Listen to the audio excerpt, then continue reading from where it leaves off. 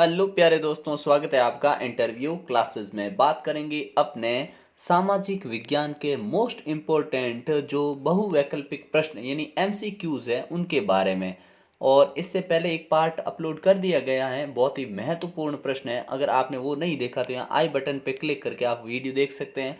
और इसके बाद में आपके गणित में, विज्ञान पे जितने भी महत्वपूर्ण 1 नंबर वाले, 2 नंबर वाले, रिक्त स्थान वाले प्रश्न कितने आएंगे, कैसे आएंगे, वो सारे गणित, विज्ञान इनके अपलोडेड है चैनल के, यहाँ वीडियो के डिस्क्रिप्शन में जाके वहाँ से आप देख सकते हैं। ठीक है। इसके बाद में आपको सामाजिक में भी इसी प्रकार के जो आपके एग्जाम में 7 रिक्त स्थान पूछे जाने वाले मोस्ट इंपोर्टेंट क्वेश्चंस आपके इस चैनल पे अपलोड करेंगे जो मिल जाएंगे आपको सारी वीडियोस यहाँ पे। ठीक है ना। तो चैनल पे नए हो तो सब्सक्राइब जरूर कर लीजिएगा। अब देखते हैं पहला क्वेश्चन। इसके अंदर पहला पार्ट जरूर देखिएगा, आपको बहुत ही शानदार एमसीक्यूज मिलेंगे और यही से आपके एग्जाम में भी क्वेश्चन बनेंगे। ठीक है। 1917 में महात्मा गांधी ने चंपारण को दौरा किया। ठीक है ना। वर्तमान में ये जो चंपारण है ना, ये कहाँ स्थित है? गुजरात, बिहार, राजस्थान या इनमें से कोई नहीं। तो ये कहाँ है? ये वर्तमान में बिहार में है। ठीक है ना। अगला देखते हैं। रीडर पेस्ट नामक पशुओं की बीमारी निम्न में से किस महाद्वीप में फैली थी? रिंडर पेस्ट नाम की एक बीमारी थी जो जानवरों में फैली थी। ठीक है ना। सवाल ये भी आ सकता है किस में फैली थी? तो जानवरों में फैली थी। अच्छा, ये कौन से महाद्वीप में फैली थी? तो ये बोलेंगे आप, द ऑप्शन होगा अफ्रीका में। ठीक है ना। अफ्रीका ऑप्शन करेक्ट हो जाएगा। ठीक है। अगला प्रश्न है, यंग इटली नामक संगठन की स्थापना की थी। तो ये क्वेश्चन बहुत इंपॉर्टेंट है, इसको नोट कर लीजिएगा। ठीक है ना। तो ये किसने की थी? ये की थी अपने जेसीपी मैथ्सिनी ने। ठीक है ना। ऑप्शन ब करेक्ट हो जाएगा इसमें।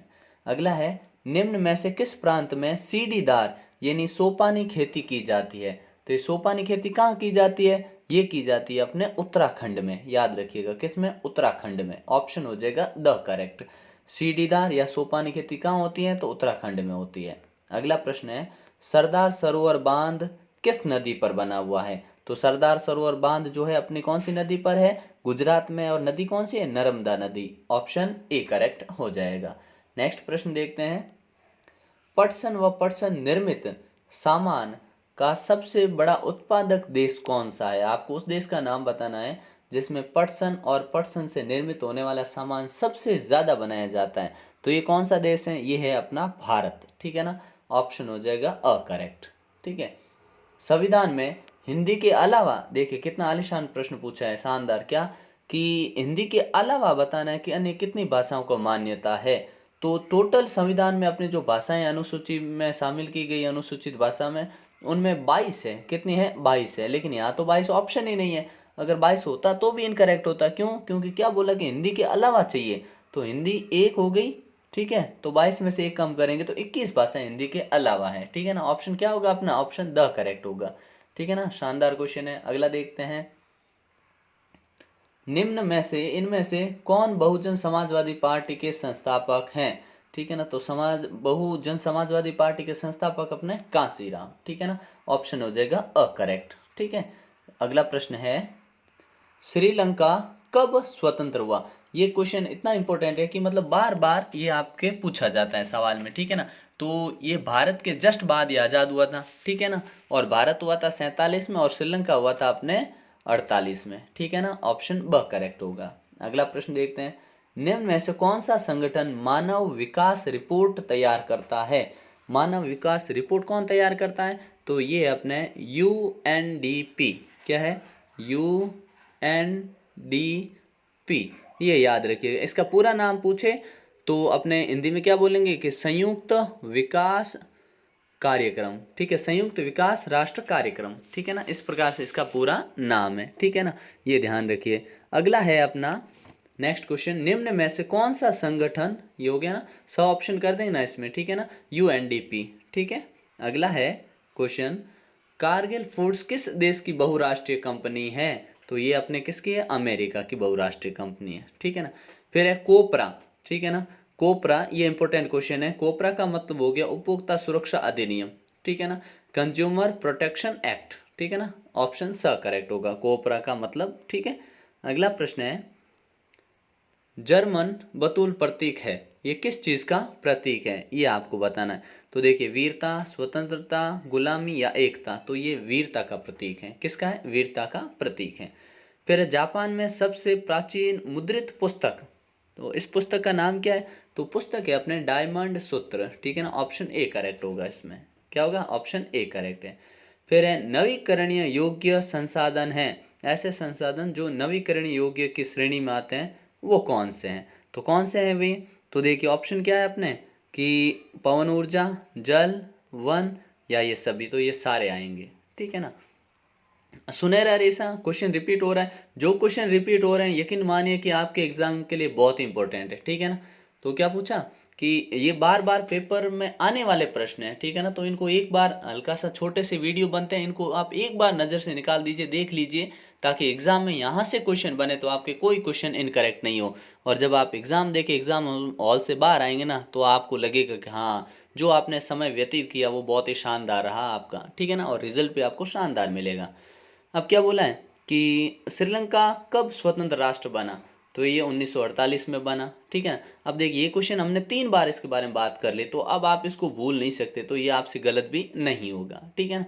और ये सुनहरा रेशा, तो उसको झूठ को कहते हैं हम सुनहरा रेशा, ठीक है ना। भारत में व्यवस्था है बहुदलीय, एक दलीय, संगठन या दो दलीय? देखो दो दलीय, यहाँ पे अपने दो दल तो है नहीं, बहुत है, ठीक है ना, और गठबंधन होता रहता है, ठीक है, लेकिन अपने से व्यवस्था पूछे तो बहुदलीय व्यवस्था है अपने, ठीक है ना। बहुदलीय मतलब एक दलीय है ही नहीं, ठीक है। दल खूब सारे हैं अपने, ठीक है ना, दल मतलब पार्टियां, जितने भी पार्टियां, तो पार्टियां भारत में खूब है। अगला देखें, देश की तुलना करने के लिए सबसे महत्वपूर्ण विशिष्टता समझी जाती है। कौन सी ऐसी विशेषता है जिसके कारण देश की तुलना की जाती है, कौन से कारक को ध्यान में रखे जाते हैं? तो पहला देखिए, आय, व्यय, व्यवहार या अनैतिकता। तो कौन सी चीज़ है जिसके कारण अपने समझा जाता है? तो सबसे मोस्ट इम्पोर्टेंट वो है आय, कि प्रति व्यक्ति आय क्या है, देश में कितना जो अपना व्यवस्था है वो किस हिसाब से चल रही है, ठीक है ना, अर्थव्यवस्था कैसी है, उसको ध्यान में रख के जो भी महत्वपूर्ण तुलना की जाती बाकी देशों से वो, ठीक है ना। अगला है, राजनीतिक दल के कितने प्रमुख अंग होते हैं? कोई एक राजनीतिक दल है तो उसके प्रमुख अंग कितने होते हैं? तो प्रमुख अंग 3 होते हैं, ध्यान रखिएगा। तीनों के नाम अगर पूछ ले हमसे तो 1 नंबर के सवाल में पूछ सकते हैं। तो तीनों के नाम क्या होंगे? एक तो होता है अपना नेता, क्योंकि राजनीतिक दल का नेता होता है। फिर उसमें सक्रिय सदस्य होते हैं, क्या सदस्य, वो भी सक्रिय होने चाहिए, सदस्य हो गए। और तीसरे क्या होते हैं? फॉलोवर, जो उस नेता को मानते हैं, जिसको हम अनुयायी कह सकते हैं, अनुयायी, ठीक है ना। ये 3 कंपोनेंट होते हैं, 3 मुख्य रूप से भाग होते हैं, अंग होते हैं, ठीक है ना, राजनीतिक दल के। अगला प्रश्न है, श्रीलंका स्वतंत्र राष्ट्र कब बना? 1948, ठीक है ना। अब तो ये क्वेश्चन याद हो गए होंगे, कहने का मतलब आपसे याद ही करवा देंगे क्वेश्चन, ठीक है ना।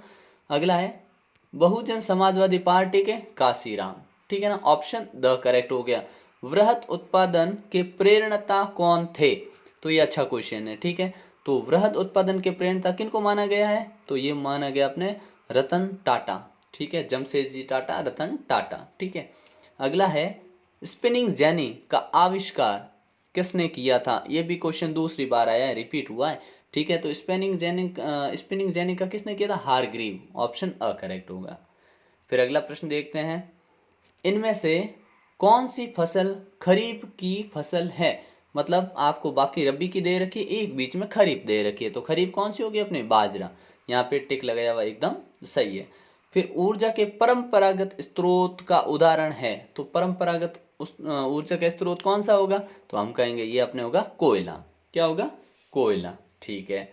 अगला प्रश्न देखते हैं, निम्न में से कौन सा उद्योग चूना पत्थर को कच्चे माल के रूप में प्रयुक्त होता है? मतलब चूना पत्थर का जो बनाने में होता है ना, कच्चे माल के रूप में उपयोग करते हैं, किसका करते हैं? तो हम करते हैं सीमेंट का, ठीक है ना, ऑप्शन हो जाएगा स करेक्ट है, सीमेंट, ठीक है। नेक्स्ट क्वेश्चन है, निम्नलिखित में पड़ोसी देशों में से मानव विकास के फिलहाल लिहाज से किस देश की स्थिति भारत से बेहतर है? मानव विकास के हिसाब से इन देशों में से बताना आपको किसकी स्थिति है वो भारत से ठीक है। तो इसमें होगा ऑप्शन सही श्रीलंका, ठीक है।